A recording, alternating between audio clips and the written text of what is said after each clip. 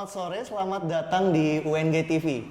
Kembali lagi bersama saya Prasetyo Darmawan Sumba bersama dalam program COVID-19 Talk Series. Saat ini kami sedang berada di Posko COVID-19 Crisis Center bertempat di Jambura Universitas Negeri Gorontalo. Tempat ini digunakan sebagai pusat informasi seputar COVID-19 di Provinsi Gorontalo. Sebelumnya, kami keluarga besar Universitas Negeri Gorontalo mengucapkan turut berduka atas bencana yang dialami oleh saudara-saudara kita. Semoga kita selalu diberikan kesehatan dan senantiasa kita selalu dalam lindungan Allah Subhanahu wa taala. Buat teman-teman di rumah yang saat ini menonton live COVID-19 Talk Series, saya berharap kepada teman-teman dalam melaksanakan kegiatan apapun jangan lupa untuk mematuhi protokol kesehatan dengan menjaga jarak, pakai masker, dan menggunakan hand sanitizer sebagai alternatif teman-teman mencuci tangan. Dan saat ini sebelum kita mulai, mari saya bantu dulu Bu menggunakan hand sanitizer. Baik. Mari saya bantu Bu. Baik. Teman-teman sekalian, menarik sekali pembahasan kita pada sore hari ini. Kita membahas mengenai meningkatkan ekonomi masyarakat dengan cara dengan cara pembuatan pakan ikan berbahan dasar limbah nih di tengah pandemi COVID-19 seperti ini. Tentunya kita di masa pandemi seperti ini membutuhkan ide-ide yang out of the box ya. Ini ide yang sangat menarik sekali, kita memanfaatkan bahan dasar limbah tentunya. Banyak orang-orang berpikiran nih Bu ya, berbicara tentang pakan ikan. Banyak pengusaha-pengusaha ikan yang pengen bagaimana cara agar ikannya ini cepat tumbuh besar ya, agar cepat dipanen juga. Apakah ini mempunyai strategi khusus atau apakah ada langkah-langkah yang harus dilakukan oleh para pengusaha ini Bu? Menurut Ibu? Baik, silakan Bu. Oke, Assalamualaikum warahmatullahi wabarakatuh. Selamat sore. Sore Bu. Kondisi sekarang ini pada masa pandemi COVID-19 mengharuskan kita untuk diam di rumah saja, bekerja dari rumah. Nah, saya mengamati banyak orang mengisi waktu luangnya itu dengan memelihara ikan di pekarangan ataupun membuat kolam sendiri, atau yang lagi ngetren sekarang adalah budik dambar. Budidaya ikan dalam ember. Wow. Nah, kalau kita bicara memelihara ikan berarti kita bicara tentang kegiatan budidaya ya. Nah, hal penting dalam kegiatan budidaya banyak manajemen kualitas air, manajemen hama penyakit, dan yang paling penting adalah manajemen pakan. Manajemen pakan. Iya, manajemen pakan. Nah, ketersediaan pakan yang cukup itu diharuskan karena pasti ada kaitannya dengan pertumbuhan dan kelangsungan hidup ikan itu sendiri ya. Nah, tetapi dalam kegiatan budidaya pakan itu memberikan kontribusi kos yang paling tinggi sampai 50-70% biaya produksinya itu di pakan. Nah, ini yang menjadi permasalahan para pembudidaya ikan ataupun orang-orang yang mencoba untuk memelihara ikan. Nah, ketersediaan pakan wajib. Nah, bagaimana kira-kira solusi dari permasalahan tadi? Yakni harga pakan yang tinggi dan kos dalam budidaya itu memang yang paling besar. Nah, untuk mengatasi permasalahan ini, kita harus bisa membuat pakan sendiri. Iya, kalau membeli mahal dan itu sudah banyak masyarakat yang mengeluh tentang mahalnya pakan. Nah, di sini kami melakukan memberikan satu teknologi tepat guna. Teknologi tepat guna pembuatan pakan sendiri selain untuk mengatasi permasalahan dari pembudidaya ikan itu juga jadi usaha sampingan bagi masyarakat, bisa membuat pakan dan bisa menjualnya sehingga bisa meningkatkan ekonomi masyarakat. Baik, artinya ini juga peluang bagi masyarakat ekonomi kecil untuk memanfaatkan budidaya pakan ikan dengan bahan dasar limbah. Namun ini jangan sampai kita sudah membahas lebih lanjut, namun kita belum perkenalkan kepada teman-teman di rumah nih. Jadi teman-teman sekalian ya, Saat ini kita sudah bersama narasumber yang luar biasa tentunya. Yang pertama ada Ibu Dr. Insinyur Yuniarti Konio, MP ya. Selamat sore Ibu. Selamat sore deh. Sehat ya Bu ya? Alhamdulillah sehat. Dan saat ini juga kita sudah bersama Ibu Dr. Yuliana. Selamat sore Bu. Baik, Ibu sebenarnya sesuai dengan apa yang Ibu Yuniarti tadi jelaskan, sebenarnya seberapa penting manajemen dalam pengelolaan pakan ikan ini Bu? Agar kita tidak terlalu jauh dulu ke belakangnya, saya akan menjelaskan sedikit bagaimana sih sebenarnya apa yang kami lakukan dalam peningkatan ekonomi masyarakat melalui pembuatan pakan ikan berbahan dasar limbah. Jadi yang pertama kita lihat bahwa mungkin boleh ditampilkan PPT-nya. Baik, nanti buat teman-teman di rumah juga bisa melihat PPT yang akan ditampilkan ya. Baik. Jadi di sini kita lihat bahwa seperti tadi disentil, setiap pembudidaya pasti akan menginginkan ikannya cepat tumbuh, sehat, dan cepat dipanen ya, cepat menghasilkan. Jadi kita lihat betapa pentingnya peran pakan di sini. Tadi sudah dijelaskan juga bahwa ada beberapa proses manajemen produksi khususnya dalam budidaya atau aquaculture. Maka yang kami tekankan di sini adalah bagaimana manajemen pakan itu sendiri. Baik. Pakan merupakan salah satu faktor yang sangat penting dalam budidaya karena dialah yang akan mempercepat proses tumbuh, menjaga kestabilan termasuk kesehatan fisik dari ikan itu. Sehingga banyak pembudidaya khawatir akan pakan tersebut. Kita lihat bahwa biaya operasional untuk pakan sendiri dalam satu siklus budidaya itu sekitar 50-60% dari total biaya produksi. Jadi kalau kita tidak pandai menekankan harga dari pakan ini, maka biasanya pembudidaya tidak akan memperoleh keuntungan. Baik. Salah satu hal yang kita lakukan di sini adalah pembuatan pakan buatan.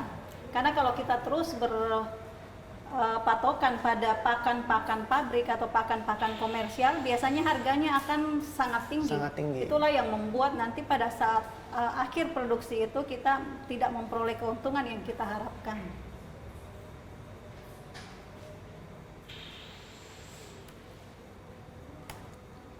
Baik. Pakan buatan. Jadi pakan buatan ini bisa berupa pelet ya. Pakan yang seperti biasa kebanyakan atau pada umumnya kita peroleh dari pakan-pakan komersial, remahan, dan juga berupa pasta.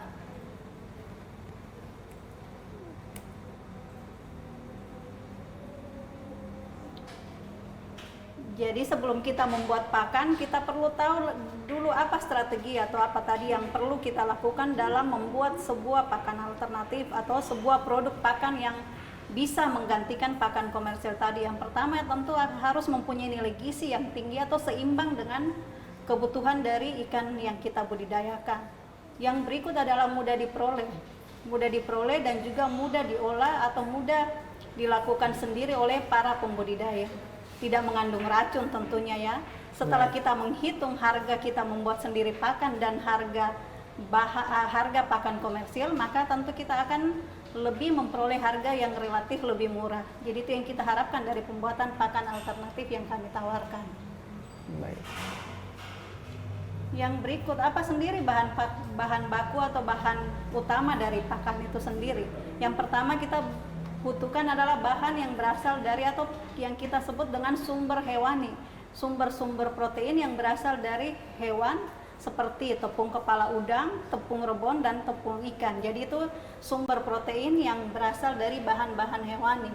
Ada juga yang kita kenal dengan sumber protein yang berasal dari tumbuhan atau diistilahkan dengan bahan nabati. Itu tepung dedak, tepung ampas tahu, tepung tapioka, tepung kedelai, dan bungkil kelapa. Ini sebagian contoh-contoh bahan-bahan utama dari pembuatan pakan yang kita sangat butuhkan. Yang berikut ada bahan tambahan. Bahan tambahan ini seperti pemberi rasa ya, garam. Biasanya kita menggunakan juga sedikit garam, perekat untuk membuat dia seperti pasta, kemudian kita keringkan dan membentuk pelet, serta vitamin dan mineral yang tidak terdapat dalam kedua bahan tadi. Apa yang kita harapkan dari komposisi gizi kandungan pakan? Yang pertama adalah kandungan protein bahan hewani. Jadi kita harapkan bahwa protein yang kita dapatkan dari sumber-sumber bahan utama tadi itu berkisar antara 25 sampai 45% dari protein yang kita harapkan. Tetapi kalau lebih tinggi lebih bagus sebenarnya ya. Baik.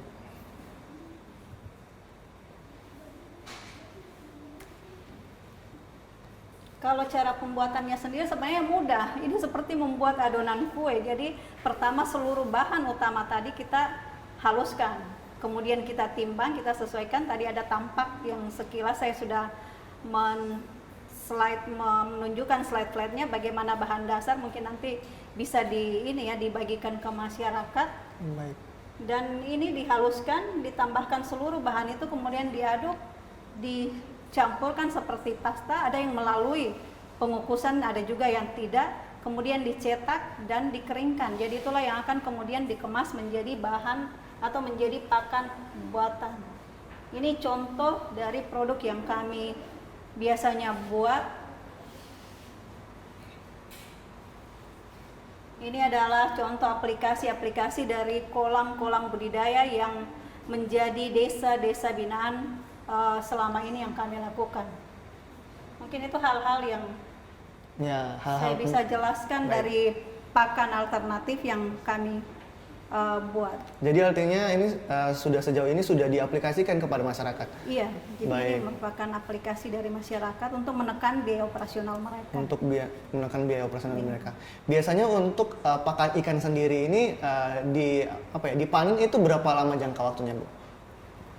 Tergantung ya, untuk masa panennya itu sangat tergantung pada permintaan masyarakat. Kalau memang mau minta yang ukuran konsumsi yang biasa dikonsumsi sama masyarakat, itu biasa kita pelihara 4-6 bulan. 6 bulan sudah bisa. Tapi tergantung jenis ikannya ya.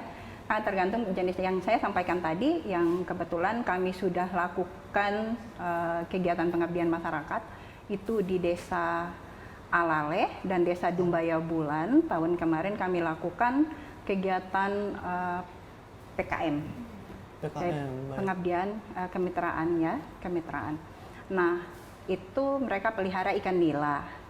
Di situ mereka sangat antusias dengan yang kami berikan, teknologi tepat guna yang kami berikan, yakni pembuatan pakan dengan bahan limbah yang ada di sekitar mereka.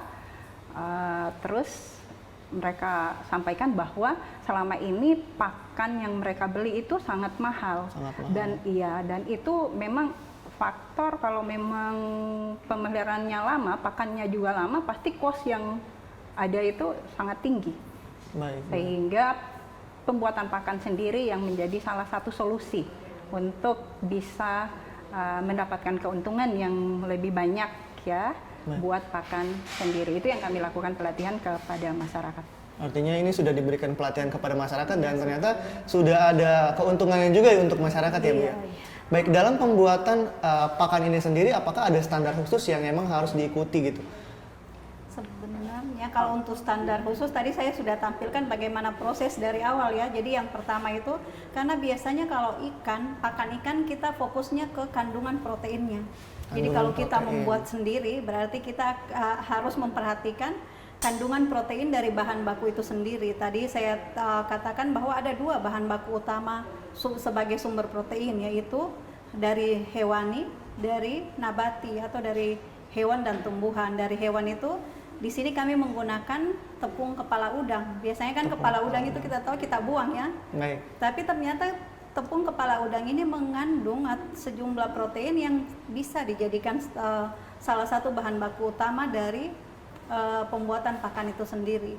Yang kemudian bungkil kelapa, biasanya kita setelah memasak, ibu-ibu atau pabrik-pabrik kelapa di sini juga banyak minyak kelapa. Jadi kita memperoleh dari itu. Biasanya kita justru tidak membeli, kita minta saja. Terus ampas pembuatan tahu, di sini juga banyak pabrik-pabrik tahu, itu yang kami manfaatkan. Jadi 3 bahan utama ini yang kami manfaatkan sebagai sumber protein utama dari pakan alternatif yang kami buat. Jadi kalau ikan itu yang jadi targetkan adalah protein. Jadi kita melihat berapa protein yang dikandung, karena ikan secara umum mempunyai kebutuhan nutrisi itu dari 25 sampai 45 proteinnya. Jadi Baik. itu yang kita perhatikan. Jadi protein yang memang sangat penting Iya, untuk protein. dalam budidaya pakan ikan Ibu ya. Iya. Berbicara tentang pemanfaatan limbah nih pakan ikan ini. Apakah ini sudah dikomersilkan dan kira-kira buat teman-teman di rumah yang ingin bertanya apakah ini range harganya sekitar berapa? Apakah ada perbedaan yang sangat jauh dengan kalau misalnya kita beli dengan bukan yang bahan dasar ilmiah seperti ini, Bu? Kalau perbedaan harga itu sekitar 30% ya kalau kita 30%. buat sendiri. Kalau dikomersilkan tentu masih ada beberapa tahap ya, tahap uji dan sebagainya. Namun implementasi dari pakan yang kami buat ini sudah dilakukan. Kemarin tadi oleh teman saya sudah mengatakan bahwa kami sudah mencobanya di Alale dan Dumbaya Bulan ya. Jadi itu sudah memang secara untuk mengembangkan dari hasil budidaya ini sendiri itu sudah terbukti bahwa dia setara dengan pakan yang komersil. Setara dengan pakan. Namun kalau untuk dikomersialkan secara misalkan ada legitimasi hukumnya itu kami belum melakukan. Ini masih semacam penerapan implementasi dari produk-produk PKN. Tapi kami sudah juga melakukan beberapa haki dari proses penyusunan pakan ini. Jadi pembuatan pakan ini juga sudah ada ini. Sudah Mungkin ada ke depan nanti kami haknya, lanjutkan. sudah aktif. Ada hakinya, ada hak cipta cipta. dari Hak ciptanya. Wow, ini bagus sekali. iya. Ini sudah berdiri dari tahun berapa ya, Bu ya? Maksudnya bukan berdiri, ini, tapi kami itu sudah lama memang kami sebagai dosen ya, Oh, iya. jadi jelas kewajiban kami itu memberikan selain mengajar pasti melakukan pengabdian pada masyarakat dan ini rutin kami lakukan setiap tahun. Di mana daerahnya berpindah-pindah. Nah yang tahun kemarin itu yang di daerah Suwawa Timur, Desa Alale dan Desa Dumbaya Bulan. Nah untuk proses pembuatan pakannya sendiri itu tergantung pada kebutuhan ikan yang kita pelihara ya, itu sangat proteinnya itu misalnya kalau kita pelihara yang jenis tergantung jenis ikannya. Ada yang karnivora, herbivora, omnivora. Karnivora dia pasti membutuhkan kadar protein yang sangat tinggi. Nah, kalau kadar protein yang tinggi berarti bahan baku pakan yang digunakan itu dari bahan baku hewani ya, protein hewani itu tinggi sehingga harga pakannya juga tinggi. Jadi itu sangat tergantung pada jenis ikan yang kita pelihara ya. Baik. Ini kalau misalnya pengabdian Ibu sendiri, target di lapangan di masyarakat itu apakah orang tua atau remaja?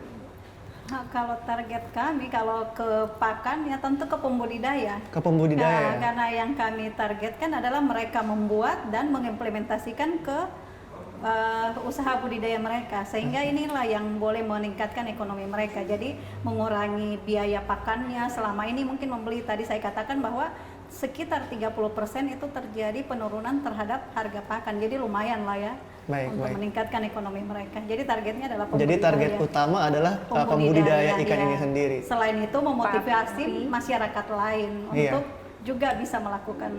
Saat pandemi seperti ini banyak kita berdiam di rumah, jadi merupakan pembuatan pakan berbahan dasar limbah pangan ya yang ada di sekitar kita bisa jadi usaha sampingan selain masyarakat pembudidaya, masyarakat yang tidak membudidaya ikan juga bisa menjual.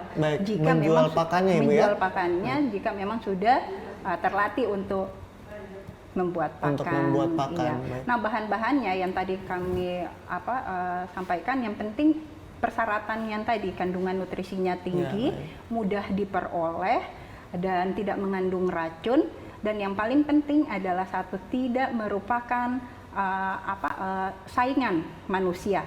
Baik. Ya, seperti akan dibilangkan jagung, beras tepung jagung, tepung beras itu kan makanannya manusia. Nah, yang harus dibuat bahan pakan ini yang paling penting bukan saingan manusia, jadi dia merupakan limbah tetapi masih ada kadar nutrisinya. Baik.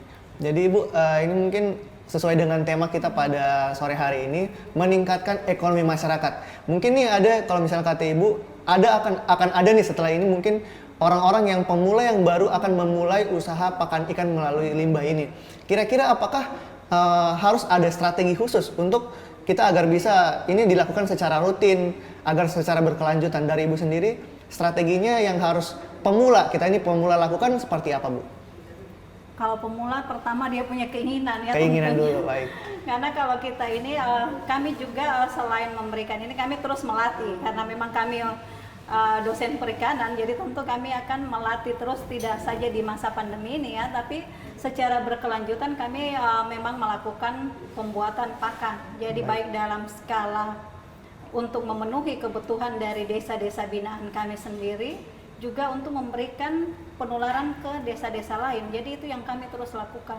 Jadi sebenarnya strateginya adalah yang penting mereka mau dan mereka mau mengikuti pelatihan yang kita berikan. Kalau untuk target misalkan dia harus punya pendidikan yang ini, saya pikir tidak perlu ya. Jadi masyarakat awam pun boleh melakukan ini karena sangat mudah. Kalau saya mengistilahkan, ibu rumah tangga pun boleh karena ini seperti membuat kue saja ya, membuat pasta dan sebagainya. Baik, ini biasanya pelatihan dilakukan berapa bulan sekali, atau kalau misalnya ada orang-orang yang baru ingin mau ikut pelatihan ini, bisa dicari informasi di mana, Bu?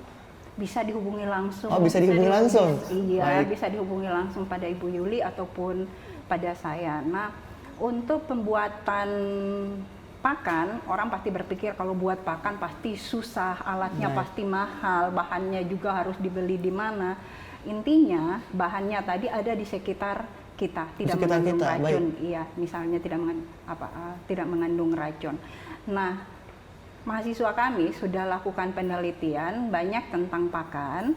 Mereka ada yang membuat bahan pakannya dari kulit pisang, tepung bijian pepaya, tepung enceng gondok. Jadi bahan-bahan yang ada di sekitar kita itu bisa dimanfaatkan terus dibuat tepung dan dijadikan pakan. Nah, yang berikut alat-alatnya pasti orang pikir pasti pakai alat yang mahal. Nah, sebenarnya tidak. Alat sederhana bisa menghasilkan pakan untuk budidaya ikan. Contohnya pakai alat penggiling daging. Pakai alat penggiling daging? Iya, itu sudah bisa untuk mencetak, kemudian tinggal menjemur. Jadi intinya untuk bahan, bahannya yang ada di sekitar kita, alatnya sangat sederhana bisa kita dapat.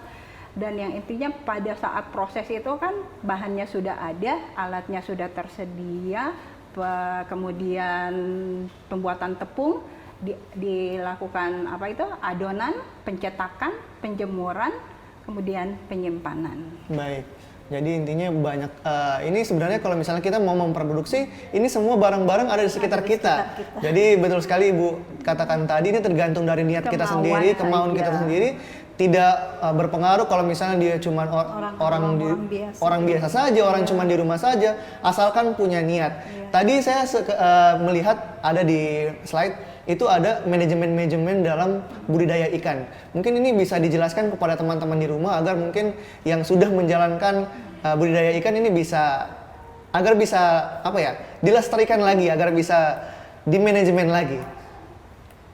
Kurang lebih ada 6 manajemen yang tadi Ibu sempat singgung nih mengenai manajemen produksi budidaya ikan air tawar ya Ibu ya? Iya. Baik. Oke, untuk manajemen kegiatan budidaya itu memang yang sudah paten ya, maksudnya pasti ada manajemen kualitas air, manajemen hama dan penyakit, manajemen pakan. Nah, untuk manajemen kualitas air itu sangat tergantung juga pada jenis ikan dan sumber daya air yang kita gunakan. Kalau kita gunakan ikan air laut, pasti sumber airnya pasti yang air laut, air asin. Kemudian ada jenis air payau, contohnya ikan bandeng. Jadi itu sangat tergantung pada jenis ikan. Tetapi parameter kualitas air itu harus sesuai parameter biologi, parameter fisik, parameter kimia dari suhu, oksigen terlarutnya, kemudian kekeruhan, banyak faktor untuk parameter kualitas air itu sendiri. Nah, untuk hama dan penyakit sebelum kita lakukan budidaya, kita harus sterilisasi wadah dan semuanya, termasuk juga airnya juga ya, supaya tidak ada hama dan penyakitnya. Itu yang penting. Dan yang sangat penting adalah manajemen pakan, dari ketersediaan pakannya, baik dari jumlah, dosis, waktu pemberian pakan, dosis pemberian pakan, dan kadar nutrisi pakan. Baik, jadi memang ada tahapan-tahapan. Tambahan dari Ibu mengenai manajemen budidaya ikan ini seperti apa, Bu? Yang tidak boleh dilupakan juga adalah manajemen wadah budidayanya. Jadi Wadah. misalkan kita menggunakan kolam ya, bagaimana kita memanage kolam itu sehingga resirkulasi dari air itu sendiri bagus. Kalau kita menggunakan tadi seperti dikatakan bahwa kita memanfaatkan masa pandemi ini di sekitar rumah kita dengan wadah-wadah ember ya, dengan wadah-wadah yang bisa kita dapatkan di sekitar kita, itu kita perlu melihat. Jadi manajemen dari media budidaya itu sendiri. Yang berikut adalah manajemen benih. Ini juga sesuatu hal yang harus kita lihat, bahwa benih yang kita besarkan khususnya di pembesaran ya, benih yang kita itu tentu harus kita lihat. Pertama, ciri fisiknya ya, dia tidak boleh cacat. Yang berikut, dia harus sehat dengan menunjukkan gerakan-gerakan yang lincah, dan ukuran benih yang kita inginkan. Tadi dikatakan bahwa ada masa pemeliharaan, utamanya pembudidaya itu sukanya yang 3 sampai 4 bulan dia sudah panen. Berarti berapa sih ukuran benih itu bergantung dari jenis ikan. Kita misalkan bahwa kita memelihara di sini kebanyakan di daerah Gorontalo ini nila ya. Nila itu ukuran misalkan kita tebarnya 3 sampai 5 cm. Kemudian 3-4 bulan ya tentu sudah ukuran konsumsi ya. Biasanya yang paling diminati itu adalah 5-6 ya, katanya sekilo naik 5 sampai 6 ekor ya, itu yang biasanya ini. Jadi itu yang saya tambahkan, dan juga bagaimana manajemen pada saat panen. Karena panen kita tahu kita tidak mungkin meskipun rata, misalkan kita plus minus 5 cm kita tebar, tidak mungkin 4 bulan atau 3 bulan ke depan semuanya sudah rata misalkan 15 sampai 20 cm, itu tidak mungkin. Jadi bagaimana kita memanage sistem panennya. Ada yang dikatakan dengan panen parsial, ada yang dikatakan dengan panen seluruhnya atau panen total. Jadi panen parsial ini kita memilih atau memilah ikan berdasarkan keinginan pasar. Pasar. Jadi artinya ini dalam budidaya ikan ini sendiri ada 6 tahapannya. Yang pertama manajemen kolam, manajemen benih, manajemen pakan, yang paling penting pakan ya, dan manajemen kesehatan ikan, kualitas air, dan manajemen panen.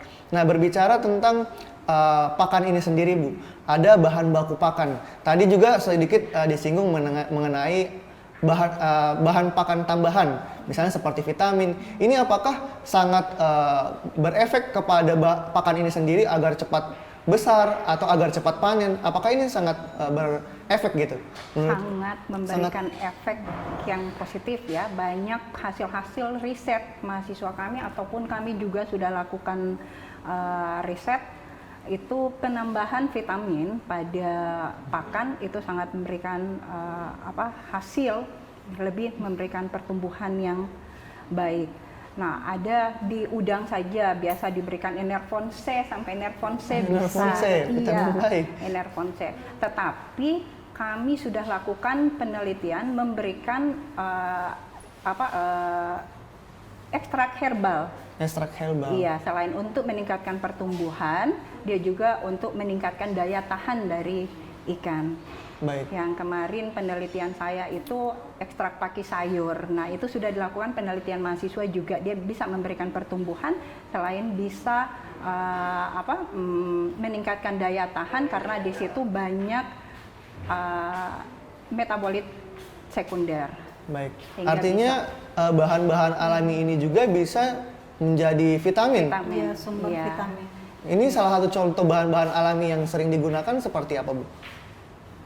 Tadi ekstrak wortel, pakai sayur kemarin hasil penelitian saya. Terus kemarin di Nahom juga kami sudah dapat Hibaristek Dikti tentang penelitian itu. Baik. Nah, selain bisa meningkat pertumbuhan, bisa meningkatkan daya imun. Jadi artinya buat teman-teman di rumah, untuk membudidaya pakan dengan cara limbah, ternyata ini bisa kita tambahkan dengan bahan-bahan alami juga. Baik, buat teman-teman di rumah jangan dulu kemana-mana, karena kita akan membahas lebih lanjut lagi bersama narasumber yang luar biasa pada sore hari ini. Dan jangan dulu kemana-mana, setelah pariwara berikut ini tetap di UNG TV.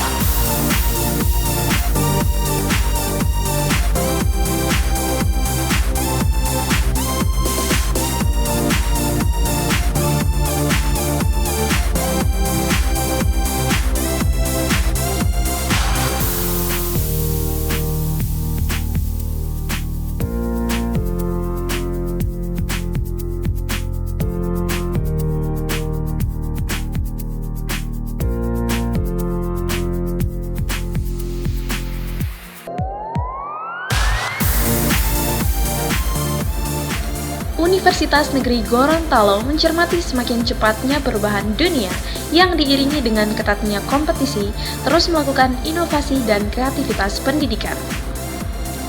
Sampai tahun 2019, jumlah mahasiswa pendaftar adalah 19.940 orang dengan 814 dosen yang termasuk di dalamnya 34 guru besar yang tersebar di 10 fakultas yang ada di Universitas Negeri Gorontalo. Di tahun 2019, Dr. Edward Wolok STMT sebagai Rektor Universitas Negeri Gorontalo menetapkan visi dan misi Universitas Negeri Gorontalo, yaitu mengembangkan pendidikan dan pengajaran digital-based learning guna menghasilkan lulusan yang memiliki kemampuan profesionalitas dengan menguasai teknologi di bidang kependidikan dan non-kependidikan. Meningkatkan kompetensi dan penelitian dan mengembangkan kompetensi peneliti untuk menghasilkan ilmu pengetahuan dan teknologi terbarukan yang memiliki manfaat untuk meningkatkan kesejahteraan masyarakat, pembangunan daerah dan nasional secara berkelanjutan. Mengembangkan kegiatan pengabdian kepada masyarakat yang inovatif, melakukan penyebarluasan serta penerapan hasil-hasil penelitian untuk menunjang pembangunan daerah dan nasional dalam rangka mengurangi angka kemiskinan dan ketimpangan. Mengembangkan kemitraan dan jejaring kerjasama yang luas untuk memajukan pendidikan, penelitian, dan pengabdian kepada masyarakat. Memperkuat nilai-nilai budaya, penerapan sains dan teknologi, serta inovasi berbasis potensi regional. Menyelenggarakan tata kelola dan layanan yang profesional, transparan, dan akuntabilitas yang tinggi menuju good university government. Universitas Negeri Gorontalo harus menjadi kampus yang inovatif, kreatif, dan terkemuka di Indonesia, bahkan di Asia Tenggara. Buatlah pergerakan atau kita akan tertinggal.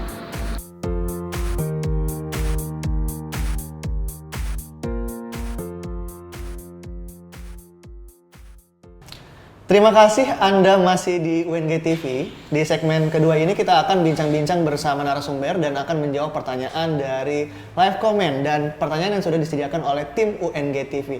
Namun sebelum itu di depan kita sudah ada kue kerawang nih yang menggoda sekali. Mari kita coba dulu nih teman-teman. Jadi ini kue kerawang, kue kering dari Ibu Ningsi. Jadi buat teman-teman yang mau order ini bisa melalui laman Facebooknya Ibu Ningsi Haras atau melalui WhatsApp 0812 44178202 nih. Buat teman-teman yang mau order bisa melalui laman Facebook di Ningsi Haras atau melalui WhatsApp-nya di 0812 44178202. Mari Bu, silakan dicoba dulu Bu. Makasih deh. Mari Bu. Baik, ini saya mau coba yang kedua kalinya dulu. Siapa tahu ini rasanya apakah masih tetap sama atau berbeda? Sama. Tetap sama. Rasa coklatnya memang benar-benar berasa sekali. Dan ini uniknya Bu ya, kue kerawang ini memang punya ciri khas tampilan yang cantik. Wow, luar biasa sekali. Jadi buat teman-teman yang mau nyoba kue kerawang ini wajib banget untuk diorder di Ibu Ningsi Haras. Wajib banget untuk nyoba, enak sekali. Teman-teman sekalian, wow. Jadi ada pertanyaan dari live comment nih. Yang pertama dari Abdurrahman. Bu, bagaimana dengan ikan yang diberi makan hewan-hewan kecil seperti cicak, kecoa, belalang, lipan? Apakah itu berpengaruh pada khasiat atau kualitas dari ikan itu sendiri? Bagaimana? Dari Ibu Yuniarti, silakan. Oke, terima kasih. Bagus pertanyaannya ya. Nah, sebenarnya pakan itu ada dua jenis. Baik. Pakan alami dan pakan buatan. Nah, yang kita bicarakan tadi, teknologi pembuatan pakan itu adalah masuk pada kategori pakan buatan. Baik. Yang ditanyakan tadi adalah pakan alami. Pakan alami. Iya. Nah, pakan alami ini sangat bagus, kandungan nutrisinya juga sangat tinggi ya. Nah, kalau kita gunakan pakan alami itu biasanya untuk yang ukuran-ukuran ikan yang benih. Ikan benih. Ikan ataupun udang yang benih. Dan paling banyak juga digunakan untuk ikan hias. Karena kadar nutrisinya sangat tinggi dan relatif tidak mencemari air. Kan kalau pakan buatan Iya, kan keruh airnya. Iya, nah, kalau pakan alami relatif tidak mencemari. Nah, itu sangat baik. Kalau untuk ikan hias, fungsinya itu selain untuk meningkatkan warna dari ikan itu sendiri dan juga meningkatkan nutrisi, cepat pertumbuhannya. Bagus, iya. Tetapi ketersediaan pakan alami juga sangat terbatas ya, sehingga untuk yang produksi ataupun usaha budidaya yang sudah skala besar, dia wajib untuk menggunakan pakan buatan atau yang pelet. Itu dalam skala budidaya ada yang dibilang intensif, semi intensif, dan tradisional. Kalau tradisional tadi pakan alami yang ada di kolam itu yang jadi pakannya. Tapi kalau kita sudah bicara yang skala intensif yang sudah besar, itu memang input pakannya dari pakan buatan. Baik, jadi artinya pakan-pakan hewan ini sebagai alternatif ya Bu ya, untuk pembudidaya yang mungkin dalam jangka kecil ya, karena memang ketersediaan dari bahan-bahan ini sendiri terbatas gitu ya. Bukan alternatif, juga wajib untuk yang skala yang masih benih. Masih benih. Iya, yang masih benih dia harus ada pakan alami. Pakan alami. Iya, banyak ya selain. Tapi kalau yang disebutkan tadi itu memang paling banyak digunakan untuk ikan hias. Untuk ikan hias selain meningkatkan warna, meningkatkan pertumbuhan. Tapi kalau yang benih namanya pakan alami itu wajib karena ya dari bukaan mulutnya selain kalau yang pakan buatan yang kita bicarakan tadi memang ada yang remahan dan tapi untuk karena masih dikatakan kalau bayi butuh nutrisi yang sangat tinggi.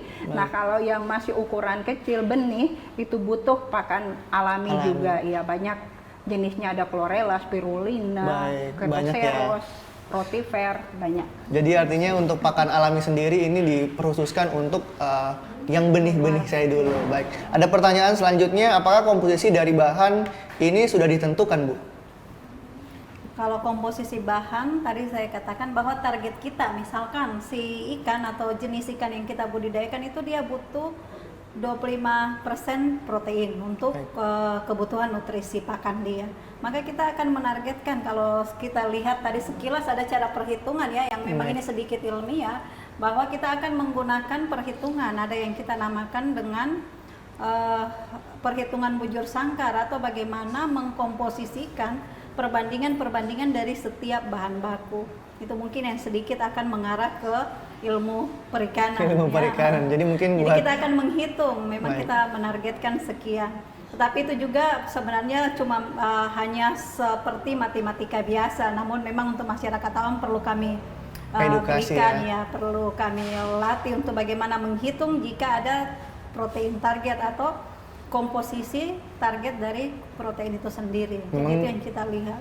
Memang untuk budidaya ikan sendiri memang harus detail ya Bu, agar hasil yang diharapkan juga maksimal seperti itu ya Bu. Bahkan kita harus melakukan, setelah kita melakukan itu, kita harus melakukan uji lagi, uji analisis proksimat namanya, atau uji kandungan dari bahan-bahan pakan tadi. Jadi kita menganalisis berapa sih setelah, karena kan misalkan kita menggunakan komposisi kandungan dari bahan tadi 45%, pada saat menjadi pakan proteinnya tidak seperti itu. Jadi ada penyusutan di tengah-tengah proses pembuatan itu sendiri.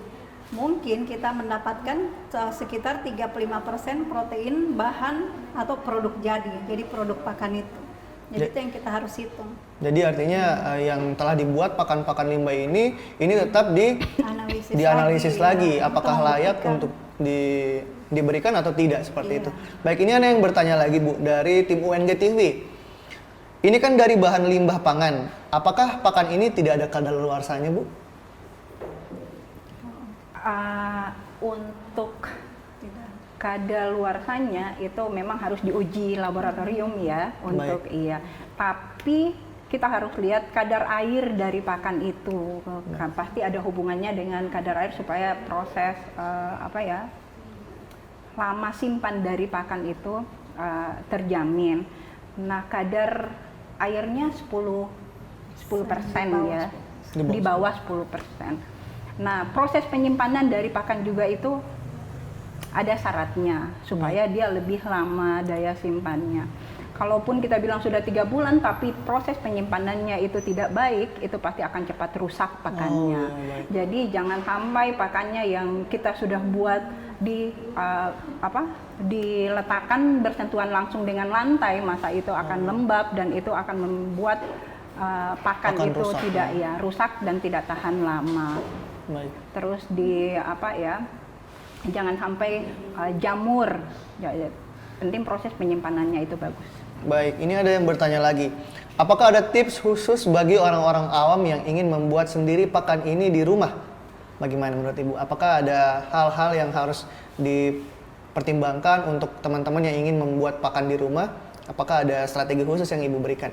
Nah, kalau strategi khusus, kalau tadi memang menyimak atau ini dibagikan ke masyarakat ya, terutama yang bertanya tadi, karena slide-nya biasanya akan dibagikan ya biasanya. Baik. Jadi itu sebenarnya strateginya yang pertama tadi tetap saya katakan bahwa keinginan. Yang kedua adalah mempersiapkan alat dan bahan yang dibutuhkan, meskipun alat dan bahan yang kami gunakan atau yang kami anjurkan untuk digunakan itu ada di sekitar kita. Yang berikut adalah mengikuti setiap tahapan prosedur yang kami tampilkan tadi, mulai dari persiapan bahan bakunya, sarana prasarana pendukung dari proses pembuatan pakan, dan setiap tahapan-tahapan dari pembuatan pakan itu sendiri sampai jadi pakan ya. Baik, intinya ini sebenarnya mudah untuk kita Iya. lakukan, tapi tergantung niat dari teman-teman sendiri. Dan nanti juga buat teman-teman yang ingin mendownload PowerPoint ataupun materi pada sore hari ini, bisa teman-teman download melalui learning.ung.ac.id. Jadi lanjut lagi nih kita kepada pertanyaan dari teman-teman. Untuk komponen gizi apa saja yang terkandung dalam pakan? Mungkin tadi sudah disentil sedikit, tapi mungkin bisa dijelaskan kembali. Untuk komposisi gizi apa yang ada di dalam pakan ini, Bu? Oke, yang paling penting komposisi nutrisinya itu protein. Baik. Itu sehingga dalam pembuatan pakan kita harus tahu berapa kebutuhan protein dari ikan yang kita pelihara.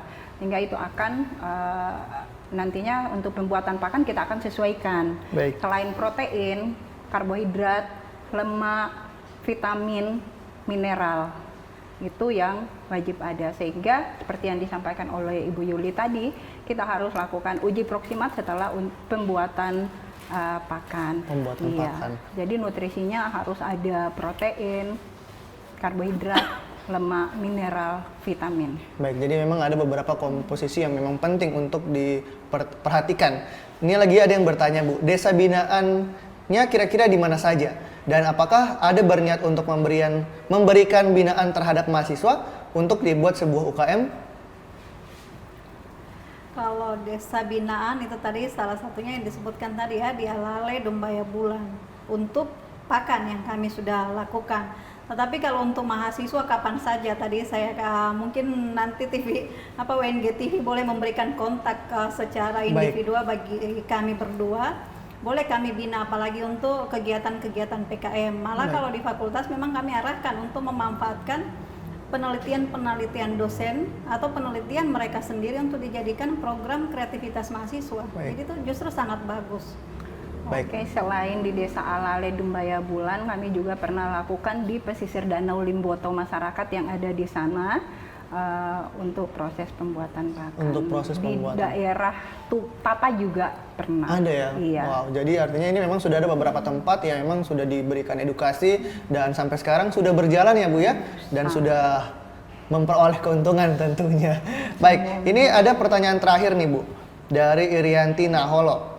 Ibu mohon dong dipaparkan cara pembuatannya. Mungkin ini bisa dibacakan kembali. Tampilkan ulang slide-nya Iya, ya. nanti Mungkin ditampilkan ulang bisa slide-nya. ditampilkan lagi slide-nya di layar ya. Intinya itu dalam proses pembuatan pakan tidak susah ya. Tadi Tidak susah. sudah Baik. disampaikan, sudah tersedia bahan-bahannya, tersedia alatnya. Kalaupun tidak ada alat extruder dan lain dan yang lebih mahal lagi, itu kita bisa pakai penggiling daging. Penggiling daging. Bahannya dari bahan nabati, protein hewani, terus ada garam, pelejat, vitamin, perekat. Itu bahannya, kemudian alatnya sudah ada, terus tinggal kita buat tepung. Bahan-bahan yang ada, pembuatan penepungan ya, pembuatan tepung.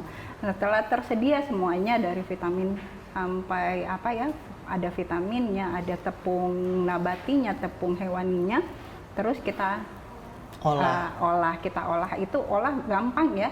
Memang secara dari yang sedikit jumlahnya ke yang banyak jumlah, kemudian kita campur, kemudian kita berikan bahan perekat seperti tapioka yang sudah kita cairkan, kemudian kita diaduk kemudian jadi adonan. Nah, adonan ini yang kita cetak. Nah, pencetakannya itu sesuai dengan kebutuhan ikan yang kita pelihara, sesuai dengan bukaan mulut ikan. Kalau ikannya sudah besar, pasti dia butuh pelet yang agak besar. Jadi itu tergantung. Nah, pada saat pencetakan, di situ itu yang kita sesuaikan. Setelah dicetak, itu dilakukan penjemuran, pengeringan, kemudian proses penyimpanan. Jadilah pakan yang sederhana. Pakan sederhana, simple, dan ini bisa kita lakukan jadi kapan saja. kalau dari Ibu sendiri ada tambahan sedikit. Jadi mungkin buat teman-teman nih, cara pembuatan pakan ini sudah ada di layar, jadi teman-teman bisa lihat ya. Ini dari Ibu sendiri ada tambahannya untuk cara pembuatannya? Saya pikir cukup ya. Jadi sudah yang cukup, pertama, baik.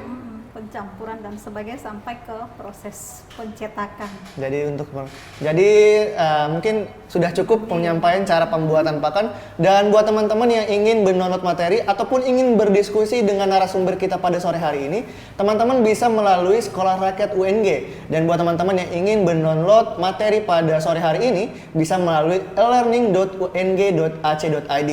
Namun setelah ini kita akan berbincang-bincang lagi dengan narasumber. Tetapi teman-teman jangan dulu kemana-mana. Setelah pariwara berikut ini, tetap di UNG TV.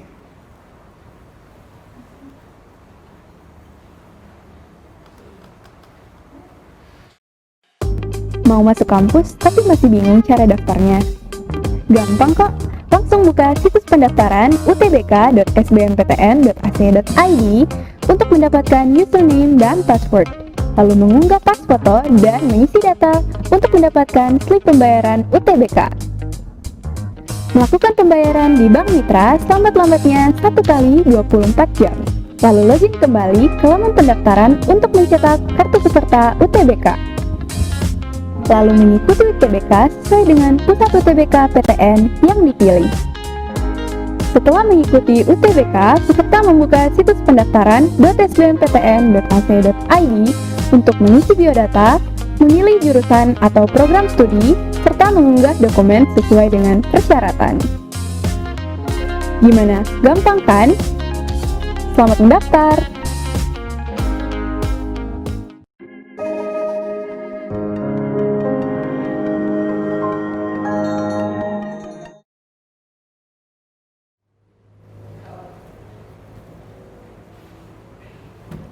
Bisa Bapak panggil ini? Ada telepon masuk. Terima kasih Anda masih di UNG TV. Dan buat teman-teman yang nonton live pada sore hari ini, di esok hari kita akan mengadakan kuis. Dan buat teman-teman jangan lupa terus pantau sosial media UNG TV di Instagram. Dan akan ada pengumuman dan akan ada kuis juga yang akan diberikan. Dan di akhir sesi pada sore hari ini kita akan meminta pesan dan closing statement dari kedua narasumber yang luar biasa pada sore hari ini. Yang pertama kepada Ibu Dr. Juliana dulu nih.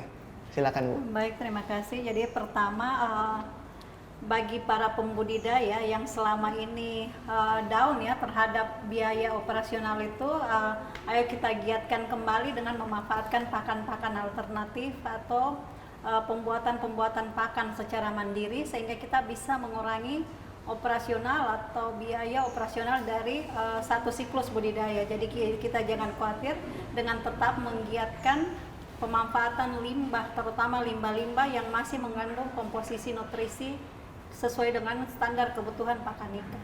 Jadi ini pesan tetap semangat buat orang-orang yang membudidaya ikan, jangan down. Intinya kita bisa memanfaatkan segala sesuatu agar bisa menjadi suatu peluang yang ada, apalagi di tengah pandemi COVID-19 seperti ini. Ya, terima kasih Ibu Dr. Yuliana. Kemudian dari Ibu Yuniarti nih, pesan untuk teman-teman di rumah. Oke, pesan pembuatan pakan yang berbahan dasar limbah pangan dengan teknologi sederhana, menggunakan bahan-bahan yang ada di sekitar kita dengan alat-alat yang sangat sederhana juga, itu merupakan satu solusi permasalahan pembudidaya ikan dan merupakan usaha sampingan bagi mereka yang bingung mau buat apa. Nah, jadi salah satu solusinya pembuatan pakan kemudian dijual bisa meningkatkan ekonomi keluarga. Baik, terima kasih Bu Niati. Jadi buat teman-teman di rumah jangan takut untuk melakukan segala sesuatu, niatkan tetap semangat apalagi di tengah pandemi COVID-19 seperti ini, teman-teman harus melakukan segala sesuatu agar bisa lebih produktif lagi. Di tengah pandemi COVID-19 seperti ini, teman-teman memanfaatkan segala sesuatu agar bisa survive atau hidup agar bisa menjawab tantangan-tantangan yang ada di dalam permasalahan setiap harinya. Terima kasih buat teman-teman yang sudah memberikan pertanyaan. Terima kasih juga kedua narasumber yang luar biasa pada sore hari ini. Buat teman-teman yang ingin berbincang-bincang dengan narasumber bisa melalui Sekolah Rakyat UNG. Dan buat teman-teman yang ingin mendownload materi, sekali lagi buat teman-teman yang ingin mendownload materi, bisa melalui learning.ung.ac.id. Dan terima kasih kepada seluruh kru yang bertugas. Saya Prasetyo Darmawan Sumba bersama seluruh kru yang bertugas mohon pamit undur diri. Terima kasih, selamat sore dan sampai jumpa.